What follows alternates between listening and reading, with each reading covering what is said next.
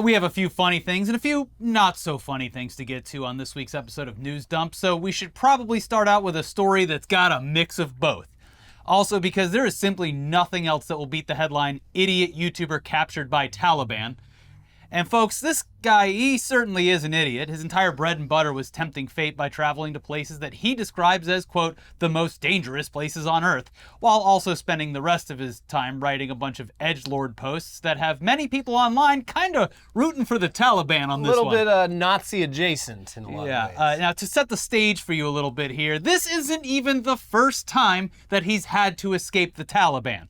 Elliot, please explain to the people. Yeah, and I think we might have talked about this before, Yes, this was 2 years ago, and I think we maybe covered it. Was it a whole 2 years? Yeah, it was almost 2 years ago. It was right when Joe Biden gave up on our. It was literally that weekend. Gave up on the war against the Taliban right when we were about to grab victory. 10 years too late. Damn you, Joe Biden. But yes, this was we'll get to it, but he went there on purpose because of the chaos that was happening with the American soldiers retreating from Afghanistan. This is English fellow Lord Miles, real name Miles Rutledge, started his journey to online fandom by crawling out of the primordial ooze of 4chan before solidifying his presences on more socially acceptable platforms like YouTube and Twitter.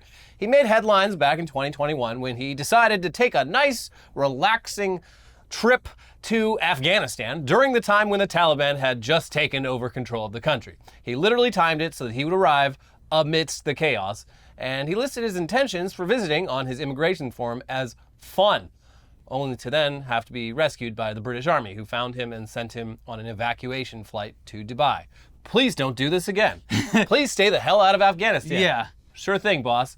This is all while tens of thousands of displaced Afghan citizens, some of whom were working directly with the US and UK military and were in imminent danger because of the takeover. Couldn't leave. Yeah, they couldn't leave. Yeah. They were having a real tough time with it. So yeah, this fucking asshole flies directly into a country in turmoil to post about it online, and then has to get rescued, taking up space that could have been used for anyone else. Yeah. Now, after this little excursion and the ensuing media coverage, he wrote a book about the experience, which was released by a publisher whose other releases include straight-up fascist and white nationalist literature, one of which is a children's book that includes the 14 words. So hopefully you're getting a good idea of what this guy is really all about and who supports him. As his following grew, he would venture off to film himself participating in illegal border crossings and stunts in countries like Uganda, Russia, and Ukraine, only to then make the trip back to Afghanistan despite having to be rescued just under 2 years ago. At one point, he visited what he considered the most dangerous place on Earth, Brooklyn, New York. Yes. And said it was, Afghanistan's nothing compared to this. Oh, yeah? How you feel now, Lord Miles? His social media post came to a halt towards the end of February, and it looks like at some point around then he re-entered Afghanistan and was subsequently captured by the Taliban, and is then put alongside 2 other British men. And apparently at the same time he was captured alongside 2 Polish people. That British urge to be places you shouldn't be. But the 2 other British men, they at least seem to have been there for good reason, which makes the capture of Lord Miles even more frustrating because now he has to be rescued alongside the other guys who were there apparently providing humanitarian aid to the region. Oh, well. So now that he has to be a bundled deal with 2 people who were there for legitimate reasons. Can you imagine the conversations they're having in their jail cells or wherever the fuck they are? Oh, finally, someone to talk to. So what are you in for? I might. I'm just shitposting. I'm just here having a laugh. Here's the BBC with more. 3 British nationals are currently being held in custody by the Taliban in Afghanistan, a humanitarian organization has told the BBC. Scott Richards from the Presidium Network named one of the men as Kevin Cornwell, 53, from Middlesbrough. Mr. Richards said Mr. Cornwell and another unnamed man had been arrested in January. He confirmed a third man was also arrested on a different date. The third man appears to be Mr. Rutledge. The Home Secretary said the government was in negotiations over the men. The Presidium Network is a UK-based non-profit organization that provides support to communities in crisis, representing the needs of people affected by violence or poverty to international policymakers. Mr. Richards confirmed the organization is representing Mr. Cornwell, a paramedic who works for a charity, and the second unnamed man, but not the third British national. Mr. Richards said while there were no official charges as such, the two men's detention on the 11th of January was understood to be over a weapon in a safe in Mr. Cornwell's room, which he said was stored with a license issued by the Afghan Interior Ministry. In a statement to the BBC, Icarus, the charity Mr. Cornwell has worked with as a medic, said it had been working tirelessly alongside the UK Foreign Commonwealth and Development Office to secure Kevin's release. Which, just these two things. That guy deserves, intervention by the proper authorities and whatnot on his behalf. I just love the BBC reporting and being like, this guy is a medic who was there on a charitable mission to help the humanitarian crisis. And then there's some other guy who was there because he thought it was funny to shoot guns with the Taliban. Yeah, this guy ran into danger to help. This man ran into danger because... For clout. For clout, yeah, just for the views. It's so odd to see these people together in such a precarious scenario. But this is the same, like, I always say this about, like, extreme, like free climbers. Like, people that get so into extreme sports that they're, like, just constantly risking your life. I'm like, become a fireman. Like, put this complete, like, this adrenaline junkie shit to Lord actually, Miles like, could have been there to use. help. Yeah, it's insane. But, like, you know, I don't want to. I hope everyone gets out okay. It's fine, but and this gets said too often. But this specific scenario would actually make for a really funny movie. Yeah. What are you in for?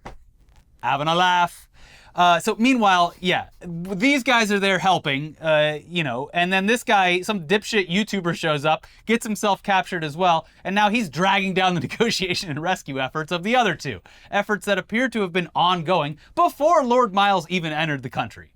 It's got to be pretty upsetting. So their reporting continues. The third man is understood to be Miles Rutledge, 23, from Birmingham, who was evacuated from Afghanistan by British armed forces in August 2021. Everyone gets one for free. Yeah, the next one's going to cost you. The former, sorry, I'm going to butcher this, Loughborough University student has attracted attention by traveling to dangerous countries and posting about it on social media. He previously shared that he chose Afghanistan because he enjoyed dark and extreme tourism.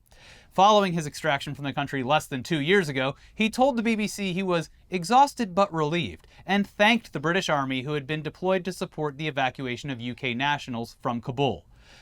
Honestly, they should probably just focus on the release of the humanitarian workers for now, because if they do bring Miles back, I mean, historically, chances are pretty high he's just going to immediately return to the country anyway. They need to take this man's passport away.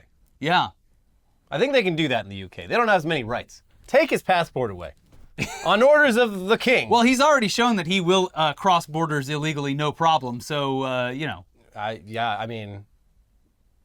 he could hanging down in Calais or going to Calais from Dover. I don't remember how it works, but people do it every day. Yeah. So, yeah, he could find a way out pretty easily. This is what he does. So, I don't know. He could steal that man's jetpack and go across the English Channel in... Yeah, that's 15, 20 minutes. As long as he has a landing point halfway through. Or he could get one of those giant inflatable balls and just run across the sea. You know what he should do? The most dangerous extreme tourism of all. Flying around in a Chinese spy balloon. Yeah. Yeah, I think that's the next step, really.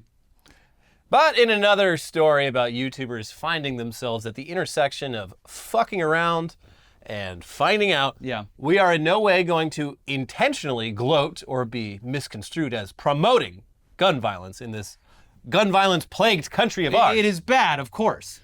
But this is one of those stories that seems almost inevitable, and as many have pointed out, the strongest argument for gun ownership that has ever presented itself in this country. No. You think you're against, arming yourself out, just being constantly armed and living in fear, but then a situation like this comes around, and you're like, no, I kind of get it. Had to do it. Anyway. The guy didn't die, so you can laugh. I won't laugh. Yeah, we're not going to laugh. Do I look like I'm laughing? No, we're having a very serious conversation here. He's fine. He's talking. And he hasn't learned shit. So we can kind of make fun of 21-year-old Tanner Cook, who is a member of a YouTube pranks channel called Classified Goons, and was shot while attempting a public prank at a Washington, D.C. area shopping mall by the person who was being pranked. Who could have possibly seen this coming, especially in this country? I'm kind of shocked it took this long. I am shocked and appalled. But yeah, I mean, you're going... And I have sent so many thoughts and prayers over to this hospital where he is, recovering. And I guess it worked this one time. Yeah, so maybe we're out of touch, but we just assumed that the whole YouTube prank thing was kind of played out and that the countless videos from the 2010s where people received instant karma would dissuade future generations from utilizing this extremely annoying and very stupid method of going viral. At a certain point, it seemed like most of the YouTube prank content that anyone was watching was all just completely fucking fake. Which is like, okay, whatever. And also YouTube made a point to deprioritize it because they were going viral by, in many cases, putting themselves directly in harm's way. So I guess... or kissing, kissing, it's... Kissing pranks. What's the prank? Yeah, down at Venice Beach. Whatever happened to prank invasion? I don't know, and I don't care. Probably some pretty dark shit. Anyway, I would assume we didn't know prank channels were still around, but alas, despite Gen Z's many wins, they seem to have their own shitheads among them who find it funny to bother normal people in public who are just trying to go about their day. I saw one recently that was like these little fucking shitheads going around Home Depot putting those buckets on people's heads. I'm like, holy shit. Didn't that guy get him in a chokehold at one point? Yeah, no, like that's some shit that's gonna get your fucking ass kicked, and they will be totally in the right to do it. You don't put a fucking bucket on people's heads. Yeah, that's assault, brother. It literally is. Please stop bothering people. Mind your own business. I thought we were over this. No one wants to be in your stupid, misguided content. So, according to Insider, their previous big brain hilarious pranks include things like going behind the counter at a fast food restaurant. Fuck off, they don't pay me enough for this shit. Trailing strangers in stores. Nope. That's stalking. Yep. And pretending to vomit on Uber drivers. So just making underpaid workers' lives even harder than they already are. Yes, these are good content. And as you will soon find out, these are privileged fucking assholes whose parents are probably as bad as they are. So yeah, this content though, incredible, thought-provoking stuff, exactly the kind of things that you want to be promoting on this platform and elsewhere. So this latest prank, if you want to call it that, apparently had something to do with Google Translate, and it follows a theme of the more modern prank videos where people find themselves bombarding unsuspecting people with loaded questions, and also a lot of times just blatant sexual innuendo. Cool. There's a lot harassment. of this attack interview on like 6th Street in Austin or Bourbon Street in New Orleans, where it's like, let's get people to say, or let's get them to say fucked up things and then film it. You're doing taxi cab confessions, but on the street. Or just antagonizing them to get a reaction. That's a lot of it. Again, it's just being annoying. It's shoving their way into people's personal space, recording their reactions, and trying to get them to say something stupid or offensive or overreact so where they look bad. And then jumping around like maniacs, like, oh! It's the worst kind of content. Anyways, they picked the wrong guy to annoy this time. And Tanner Cook was subsequently shot in the stomach over it. Wow, that's a shame. That is a shame. Here's Insider again with more. A 21-year-old man said he was recording a practical joke for his YouTube channel in a mall in Dulles, Virginia, when a prankee got mad and shot him in the abdomen. Tanner Cook, a prankster on the YouTube page Classified Goons, was in intensive care on Sunday after a bullet pierced his stomach and liver, according to the CBS News affiliate station WUSA. Speaking to WUSA from his hospital bed, Cook said, "I was playing a prank, a simple practical joke, and this guy didn't take it very well and shot me." His father told Insider that a detective on the case told him that Cook's prank involved Google Translate, and Cook was asking a guy some questions and had his phone in his face, and he didn't appreciate it. In earlier videos, his victim became aggressive and even called the police, but on Sunday, Cook got his most shocking response yet. He and his friend were recording a prank video near the Cheesecake Factory in Dulles Town Center Mall's food court when the suspect, Alan Coley, allegedly pulled out a semi-automatic pistol and shot him. Yep. Shot in the fucking liver. Yeah. Continues, the elder Cook said he was concerned at Coley's response to being offended. Quote, "So what happened was he got offended and decided to shoot my son because he was offended at what my son was doing." And so I just think there's a greater issue here with too many people being offended, rightly or wrongly, and then going out of control, he said. Yeah, I mean, there might be a larger conversation there, but I would say in the short term, don't film fucking prank videos in public, you fucking asshole. Yeah, so his dad isn't even focusing on like the whole gun thing, and that's probably on purpose, and just went straight for the, everyone is just so triggered these days. Yeah. So his dad's definitely using this as a Yeah, talking my point. son, when that My son's the hero. when that bullet entered my son's stomach, that was the greatest cancellation of all. Right after the cancellation of Jesus Christ. Actually, that was the day democracy died. Mm-hmm. Yeah. So bravo. Wonder where his son gets it from. Anyways, Cook's father, however, told Insider that he forgives the shooter. Quote, "Even though this guy tried killing my son, I forgive him." Look, I've wanted to shoot my son a lot of times. I get it. I doubt it. I bet they're best friends. In the same way that mother-daughter toxic relationships, best friend toxic relationships exist, there are absolutely like the father-son dynamic duo where the dad has raised his son to be exactly like him, and because for some reason he doesn't have friends of his own that are his age, so luckily his son is his best friend. Yeah. And we go kill animals together. My son is my king. We drink together. We party together. We fuck together. Yeah. So anyways, his quote continues, "I'm not offended because I serve a God, the God of the Bible, Jesus, and he instructs me how to live." Did Jesus tell you to go to the mall and harass people for YouTube views? Is that what Jesus told you to do? I think there's a couple quotes in the Bible that would be pretty antithetical to that.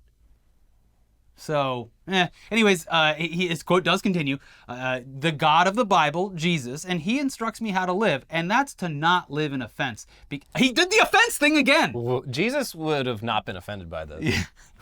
Live in offense because these are the kind of things that can happen if you're consumed with anger and offense, he said. Can we get an offense tracker on that? This guy seems to be the one offended. Yeah. Seems to be the one that's triggered. Well, his son got triggered. Bazinga. But, oh, we said we wouldn't laugh. Sorry. Okay, so are you ready for this, though? Final quote from the article. Get your shit together. Here we go. "Despite his injuries, Cook told WUSA that he intends to continue making prank videos." You know what to do. I think he should group up with that Lord Miles, and they should go on an excursion together somewhere. Yeah. I've never owned a gun, and I'm going to head down to the police station and apply for my concealed carry permit tonight. Let's go. Susan, well, she doesn't work here anymore. He is saying things that are legally accurate and correct. I can't wait for Lord Miles and this, community goon or whatever, prank goons channel to be, we commandeered a Chinese spy balloon. What happened next will shock you. They need to put all these people on an island together so they can just prank each other. Prank Island. Yeah, Prank Island. Let's go. Anyway, now we should definitely dip into the far more serious stories now that we've tricked you into watching this episode by dunking on YouTubers. You fell for it again, and now you have to hear real news. So there is some insane bullshit happening in Tennessee right now, and you might be confused because there's kind of just been insane bullshit happening in Tennessee this entire year. Bullshit of an endless amount of shades. Yeah. So far we've had a horrific school shooting, bans on drag shows, bans on gender-affirming care, extreme limits on abortion access, and also a lieutenant governor who was so horny on Maine that he got caught simping over a twink's Instagram feed. Yeah. Now you can add the removal of political opponents from their positions to the list because this week the Republican-controlled House chamber in Tennessee voted to oust Democratic state representatives because they participated in a protest against gun violence in the wake of the shooting at a Christian school in Nashville. And they were able to successfully remove 2 of the 3 state reps after a vote. Do you want to guess what the difference was between the 2 that were ousted and the one that wasn't? Yep, you're right. They were black and she's white. And Gloria Johnson, who participated in the protest, told someone interviewing her that she believes it was, in fact, the reason her job was spared. Mm-hmm. Here's the New York Times with more on all this. Hundreds of students, parents, and teachers have marched to the state capitol since the Covenant school shooting on March 27th and have held demonstrations at the Capitol to demand action by the legislature to toughen gun laws. Last Thursday, Representatives Jones, Pearson, and Johnson, whose districts are in Nashville, Knoxville, and Memphis, the state's 3 largest cities, interrupted the legislature by chanting "No action, no peace" on the House floor. Legislative proceedings were forced to a halt. The Speaker of the House, Cameron Sexton, responded by comparing the 3 lawmakers to the rioters who breached the U.S. Capitol in 2021. Yep, this is what they're going for, because they're like, well, that's all those people did. I mean, they just showed up and exercised their free speech, so, and it's like... Wouldn't it be a shame if you got in trouble for doing that? Yeah. So he called their actions unacceptable and a violation of House rules of decorum and procedure. By Monday, he had revoked their ID access to the state capitol building and had stripped 2 of the 3 lawmakers of their committee assignments. And they add that expulsions of lawmakers from state legislatures have been rare in American history. 6 lawmakers were expelled from the Tennessee House in 1866, immediately after the Civil War, for seeking to prevent the ratification of the 14th Amendment, which granted citizenship to formerly enslaved people. Since then, the House of Representatives in Tennessee has only voted twice to oust a lawmaker. Both votes were bipartisan. In 1980, after a sitting lawmaker was convicted of soliciting a bribe, and in 2016, after the House Majority Whip faced allegations of sexual misconduct while in office. Across the country, most expulsion cases have involved state lawmakers who faced criminal charges or accusations of sexual misconduct. So, yeah, and we already told you what the result of the vote was, but here's the quote from their updated reporting anyway. On Thursday, 2 of the lawmakers, Representatives Justin Jones and Justin J. Pearson, were expelled from the House, a dramatic act of political retribution. But the 3rd lawmaker, Representative Gloria Johnson, survived. And yeah, here's some video clips for you. I mean, the first is where Gloria Johnson is asked directly why she thinks she was spared. Here you go. Why do you feel like there was a difference in the outcome? I will answer your question. It might have to do with the color of our skin. And here are some very passionate speeches from Justin Jones and Justin J. Pearson leading up to the vote where they were ultimately removed from their positions. Just, here you go. For years, one of your colleagues who was an admitted child molester sat in this chamber. No expulsion. One member sits in this chamber who was found guilty of domestic violence. No expulsion.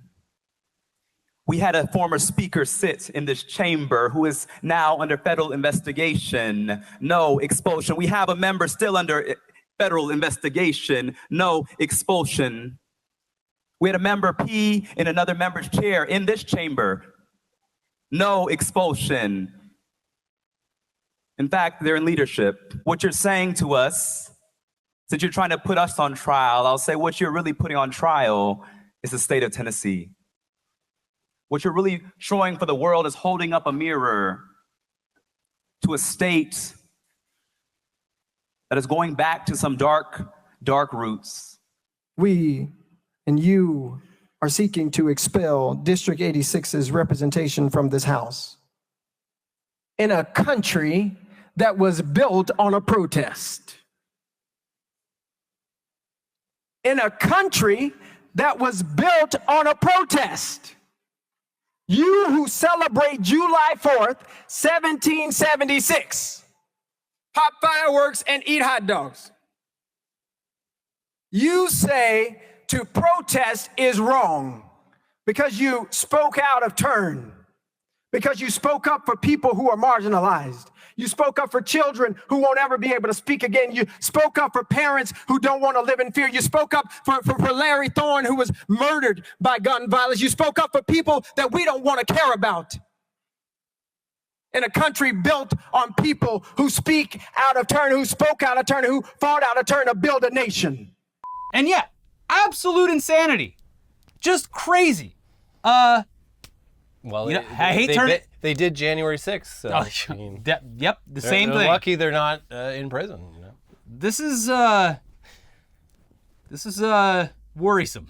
This is, yeah, a lot of power flexing going to be going on in Republican-controlled government in various. I mean, states. they are a desperate party that is maybe not willing to even consciously admit to themselves that this is the case, but they're losing a lot of ground. Time is not being kind to them, and it's forcing them to take extreme steps to hold on to what power they do have. And based on the reaction from the students, teachers, parents, and people across the country, this is probably going to have the opposite effect on whatever elections come next for these lawmakers. Yeah.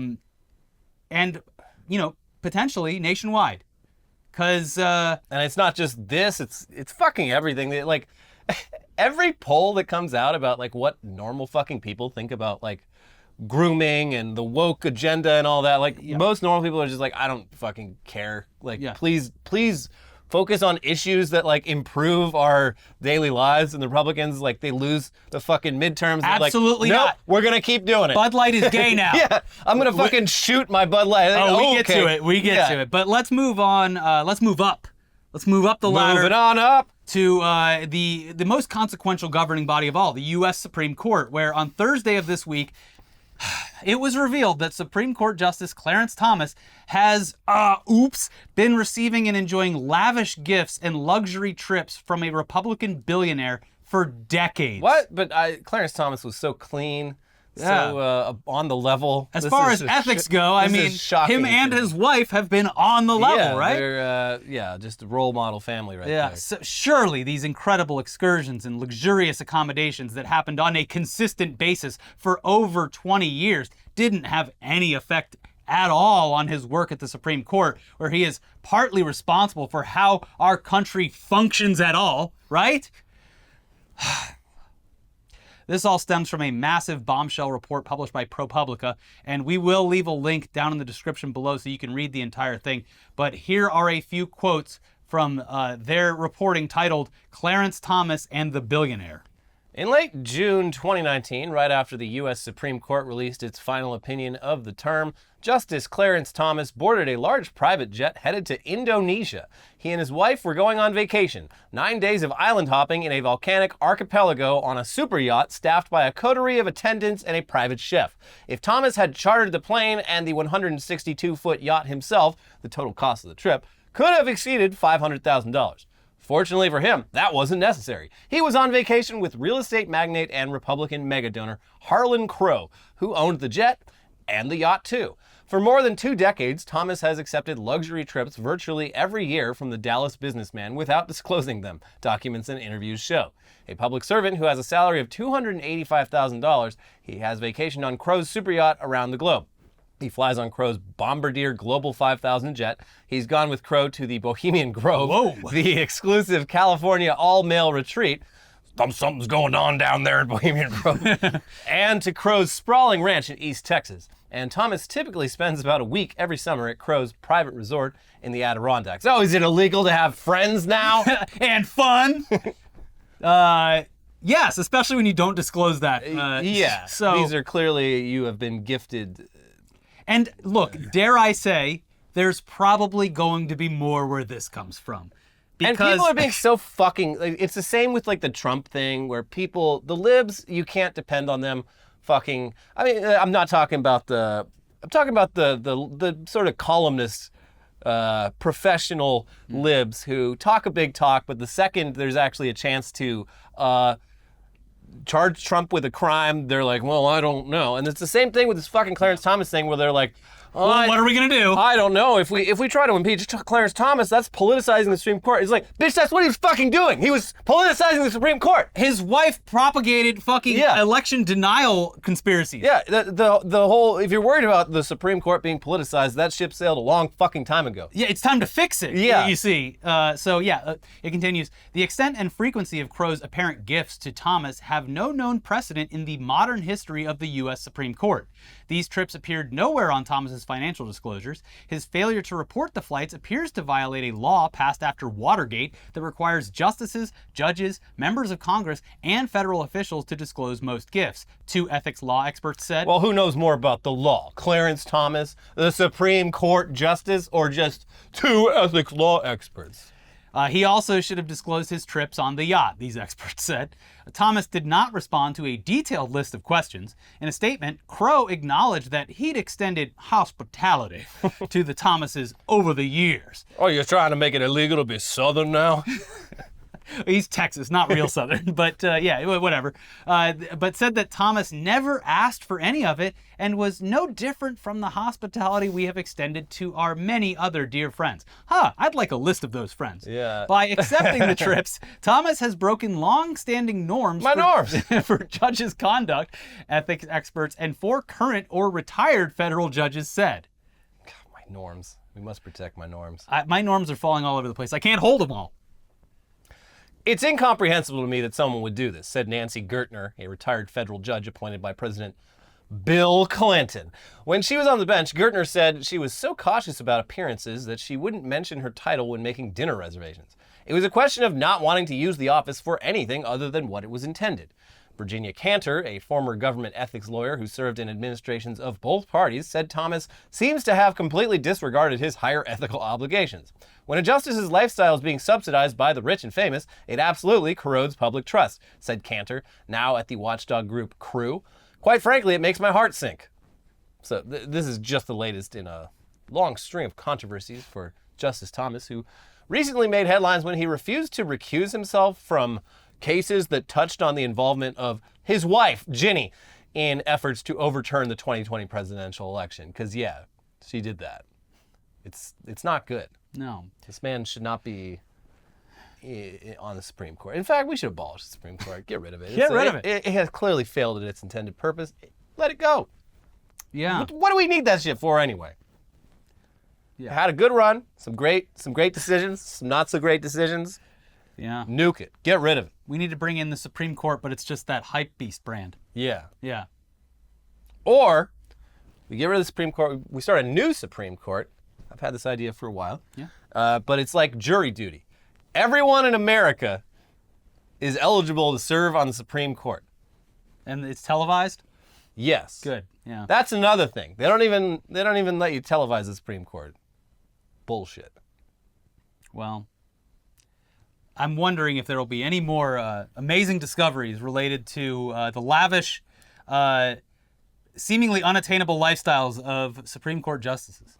Yeah, well, I mean, there was a whole thing with Brett Kavanaugh, like the whole the Me Too thing kind of overshadowed something that has been completely forgotten, where it's like his debt was expunged. He was in debt for like $500,000, and then like suddenly he wasn't. It's It's just like, gone, yeah. Ah, that's weird. Anyways, wonder what happened there. That debt was taken care of. And no further questions, my honor. So anyway, yes, hopefully something happens with Clarence Thomas, but again, unprecedented. And again, even people who like ideologically should be in favor of doing something about it have cold feet whenever the opportunity to actually cause change and happens. that's also because they're now terrified that doing anything would result in the opposite being done to them for much dumber reasons, like it was explained in the previous Tennessee case, where it's like, what, January 6th was bad? Well, now all protests are bad. Okay, so if fucking like Sonia Sotomayor has been accepting like get rid of millions of dollars in gifts that she hasn't been, accounting for, she should go. So look into that, I guess. No, that would be the opposite end. Would be her actually being like, I'm a Supreme Court justice and I would like a table at this restaurant. And they would put that on the same level as vacationing in Indonesia for a week and a half and island hopping on a yacht. So, anyway, but Clarence Thomas has no shame, so he would have to be, he's not resigning, he would have to be impeached. We'd love to see that, but at the risk of sounding overly pessimistic, seems unlikely. The court is still stacked in favor of conservatives, and impeaching a Supreme Court justice is just, it doesn't happen. So I don't know, how the fuck would that even work? Well, I'd love to see how. Anyways, let's reel you back in from the pits of hell, but not all the way. Not all the way, because we have some absolute insanity to show you from this past week, and we should probably start with one of the lamest, one of the dorkiest videos that we have seen all year. Now, one of our favorite genre of internet videos has to be when conservatives protest things that they don't like by giving a bunch of money to those things and then wasting it by destroying whatever product or thing it is. That's how boycotting works, right? You buy as much of it as you can, so you destroy it and make a video of it. And this is despite, like we just said, having spent the money on the product to make the statement. Well, yeah. And we've seen it all. We've seen people lighting their Nikes on fire. We've seen people buying Starbucks lattes so they can have little lame jokes written on them. Burning Super Bowl tickets. Burning Super Bowl. Yep. And more recently, the previous pinnacle of stupidity, protesting electric stoves by lighting and burning a gas stove for hours on end during a time when natural gas prices were historically high. In some cases, 300% higher than normal. Yeah. That is a gigantic bill. What, are you triggered?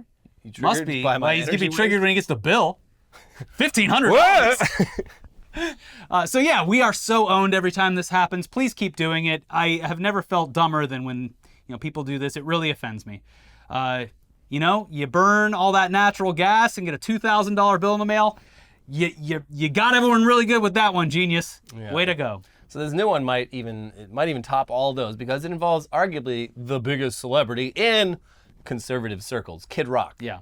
And he's showing just how badass, American badass, he is by shooting a bunch of beer cans with a gun. My precious cans! Beer cans that you would assume he spent money to buy. Yeah. I mean, we'll get to the video, but for a little backstory, conservatives are upset with Budweiser, specifically Bud Light, because the brand partnered with a trans influencer named Dylan Mulvaney on a sponsored video challenge where people could submit videos of themselves carrying beer for a chance to win $15,000.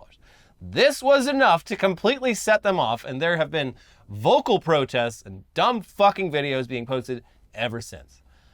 And now let's show you how 52-year-old Republican darling Kid Rock reacted to this controversy. Grandpa's feeling a little frisky today. Let me say something to all you and be as clear and concise as possible.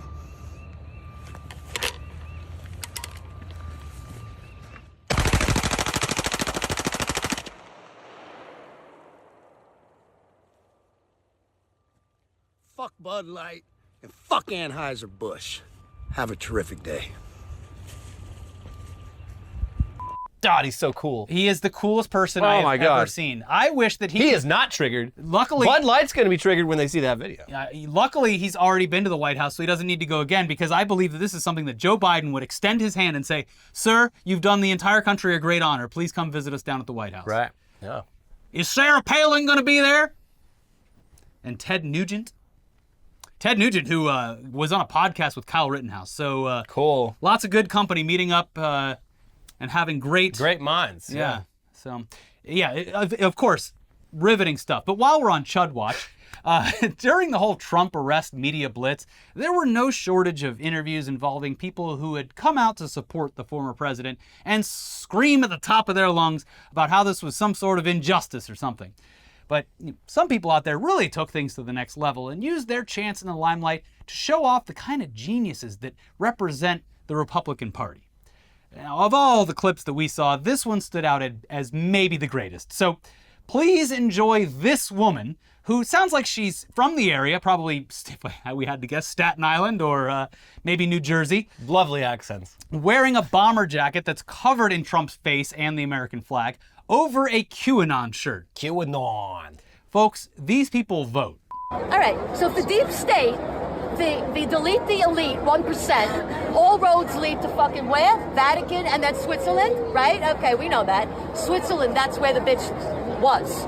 When I say bitch, I'm talking about the devil himself, all right? And you're like, oh my God, I don't believe in the devil. Oh yes you do. Oh yes you fucking do. Because there's the devil. If there's the devil, there's God. Listen, did the devil create you? I don't believe in God, so. But the Creator created you, bro. Who created you? Who created your ass? Listen, bro. Listen, bro. There's two. There's the Creator of all creation, the source of all sources. Call it whatever you want. Buddha, Taoism, I don't care. There's the Creator of all creation, the source of all sources. That's it. Bada bing. When you're with the devil, you will know it. Because you know why? Because your life will become a total living hell. Woo! All right. Oops, sorry. Yeah, that was actually Elliot in costume. Yeah. We know what you're thinking.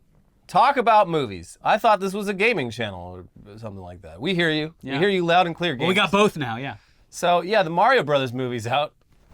And for some reason, wires must have gotten crossed over on the Associated Press Twitter account because one of their tweets created some accidental art this week when they featured a promotional image from the Super Mario Brothers movie with this blurb attached to And it. it's Mario and Luigi looking Yeah. happy as Hey. ever, just bright, vivid. Yeah. Here's what they wrote. April is the cruelest month, breeding lilacs out of the dead land, mixing memory and desire, stirring dull roots with spring rain. So the post is still up, by the way, most likely because they embraced the meme of it all and the fact that it received millions upon millions of views. A view's a view. That's true. And that also rhymes. and I saw the Super Mario Brothers movie, and on last week's news dump, I knew that I was going to offend some viewers out there, and those viewers definitely got so triggered that they went right onto Twitter and called for Daddy Mr. Shadows to come defend their honor, and well, he did, and we didn't reply to them because they were he was nice enough, but their guitarist just did the boomer sideways laughing emoji a bunch. Oh, you're talking about what, Avenged Sevenfold? Yeah. So I didn't respond because who cares? But, I don't want to say anything about the Super Mario Brothers. And here's the thing. Look, first of all, it looked great. It was a very pretty movie. It just kind of sucked story-wise. And it doesn't matter because it's for children, so why should I even say anything? I love seeing people online, online nerds being like, hey, wait a minute, it's like this movie's for kids or something. It's for kids, like, so yeah, it doesn't matter. It is. It doesn't matter what I think. You're an adult. I thought it would maybe be better because there are kids movies that do, break the mold and go above and beyond. Recently, Puss in Boots. What an amazing film. That was way better than it ever needed to be. Puss in Boots sounds pornographic. Yeah. We're going to get demonetized for talking about Puss in Boots. Puss in Boots has been banned from the state of Tennessee. Yeah. Paddington 2. They're making a Paddington 3. He's going to Peru. He's going back down to Peru to do a coup. And, Lego Batman. But there's good stuff out there. Super Mario Brothers. Yeah. Look, I'm not going to get into it. Hey, at least we still have the original Super Mario Brothers. Which is a fucking masterpiece and a triumph. Which is now officially the definitive Super Mario it is the better one. Without it, when I was watching it, I was like, there is zero doubt in my mind. The original is so much better than this one. Yeah, I mean, look, Chris Pratt, whatever. Bob Hoskins, Dennis Hopper, John Leguizamo. This one also, yeah, I know, it's amazing. But this one in particular is a pretty, I said I wasn't going to talk about it, but it's a pretty clear-cut case for please bring back actual voice actors, because if you closed your eyes in this movie, you would, aside from the one female voice actor, you wouldn't know who was talking because everyone sounds the same. Yeah, bring back voice actors. Do it. Anyway, before we go, here's something movie related, but also related to 9/11. Yeah. So there was a long-standing rumor in Hollywood that the 9/11 terror attacks happened during the production of comedian Dana Carvey's masterpiece, The Master of Disguise. We all own it on Blu-ray, DVD, and VHS, don't we, folks? That's right. The Master of Disguise. It never went in the vault. I don't think it was Disney, but... So yeah, we don't remember much about the movie, what happens in it. We do remember the trailer, though, because, he's a Master of Disguise. He gets dressed up in all kinds of goofy costumes, and most notably, he wears some sort of turtle costume. He goes, "Oh, I'm here for the turtle party. Turtle." Yeah. I remember that. Yeah. Anyway, as the story goes, 9/11 happened around when Dana Carvey was filming this masterpiece, and specifically when he was dressed up as the turtle. And because the makeup and costume were so tedious to get on and off, they did their mourning for the victims and for the country while Dana Carvey was in the nearly complete costume as the giant turtle man. And this has been floating around on the internet for a while. I believe it was on the trivia section of the IMDb page for a long time. Then it would get screenshotted pretty regularly. Yeah. But it was finally, just this week, confirmed by Dana Carvey himself on his podcast, which I guess he hosts with David Spade. It's pretty good. I've listened to a couple episodes previously. It's pretty good. Yeah. Here's more information from The Independent. Dana Carvey has said that a viral rumor about his whereabouts on the day of 9/11 is in fact true. I wish they would have just stopped right there, because that sentence alone is perfect. Dana Carvey has said that a viral rumor about his whereabouts on the day of 9/11 is Dana in fact Carvey, true. are you gonna let the rumors, put the rumors to rest about where you were on 9/11? But it does unfortunately continues. The comedian was filming The Master of Disguise at the time of the terror attacks. In the film, he plays secret agent Pistachio Disguise. I miss old comedy. What? Who disguises himself as many characters throughout the film. For years, it has been claimed that September 11th was the day that Carvey was filming scenes in one of the film's most striking disguises, a bizarre-looking humanoid turtle, and that he observed a moment of silence while wearing it. Quote, "It's kind of a sensitive topic, but after 9/11, I was shooting a movie called Master of Disguise," he told his co-host David Spade. "We took an appropriate time off and went back to shooting, and I was playing, if you've seen the movie, kids, the Turtle Man, with a bald cap and a weird thing on my lip and a big green shell outfit." He continued, I was in the costume all that day, and then they said, we're going to have a group prayer about 9/11. And I couldn't get the thing. I would have held everyone for a half hour getting all the prosthetic makeup off. So, as I remember it, everyone else was in civilian clothes. I'm dressed as the Turtle Man with a bald head, and I'm holding hands and lowering my head and praying, and I just thought at the moment, this is very strange. He said he recalls them getting the shell, but said they couldn't get the turtle head or the turtle lip off. Carvey described the situation as very ridiculous and expressed disbelief that someone would even repeat that dumb story. I do oh man, it's just Very strange. the idea of just the production. You know, it's post 9/11, and you think about, you know, the world healing and what it needs to heal, and, you know, the world does have to laugh. Yeah. And so I'm assuming at this point in time, they were like, look, we're doing the Lord's work here. Yeah. We are bringing... America needs this movie. It's like Tom Cruise doing the Top Gun thing, where Yeah. he's like, instead of a big blow up on set, Dana Carvey was just, you know, mourning the victims. But like, it's one of those things where it's like, we are bringing the people back together. Master of Disguise is going to bring people back into the theaters and make them laugh again. Yeah. But we need to be, you know, at least aware and, you know, maybe say a few words about the people who did unfortunately perish on this terrible day. Dana, can you please take the costume off? No, I can't do it. You know, not a funny day, but a funny kind of situation that he was inadvertently put in. Yeah. He also, I don't know if it was this podcast, he apparently does a really, really good Jordan Peterson impression. Oh, really? Yeah, like, I don't know if he's been following this for a long time or not, but he came out, he's like, he's made fun of Jordan Peterson on a show, and a bunch of, like, his fans were like, oh, he's getting political, and he's just like, shut the fuck up, it's funny. He does a funny voice. George Bush on Saturday Night Live. What are you talking about? But yeah, his Peterson impression is, like, one of the better ones I've heard. Yeah, that's his entire fucking gig. So of course he's going to be good he's at pretty an much impressionist. anything. Yes, just go watch old episodes of SNL. I mean, yeah, he was on. There's a really, really good episode. He's been on a couple times, but there's a really good episode of You Made It Weird with Pete Holmes where he's the guest. Yeah, and you know, on that show they get kind of deep with things, but it's incredibly fascinating. When you do get Dana Carvey serious, and he'll be talking about something serious and then go completely off the wall with an impression of something. It's jarring but very funny. Yeah. I respect him and I want to be friends with him. Please watch our show and hit me up. Thank you. Anyways, if you want to make our show bigger than it already is and get the attention of people like Dana Carvey, then we're going to need your like. We're going to need your subscription. We're going to need your comment down below. Yeah. And also, we got these other videos over here. Tech News Day this week. I know what you're thinking. That's old news. But this Tech News Day is a hidden gem. It is very much. Those are going to pop up in a second, but we do want to say thank you to everyone who became a member this week, left a thank this week, or even just liked a video, subscribed, or commented. You're out there pounding the pavement for us. You're a hidden gem. You are farming the algorithm on our behalf, and you are doing great work. We're proud of you. Now the videos are up. Please go watch them, and we will be back soon for Weekly Weird News. Bye. Bye.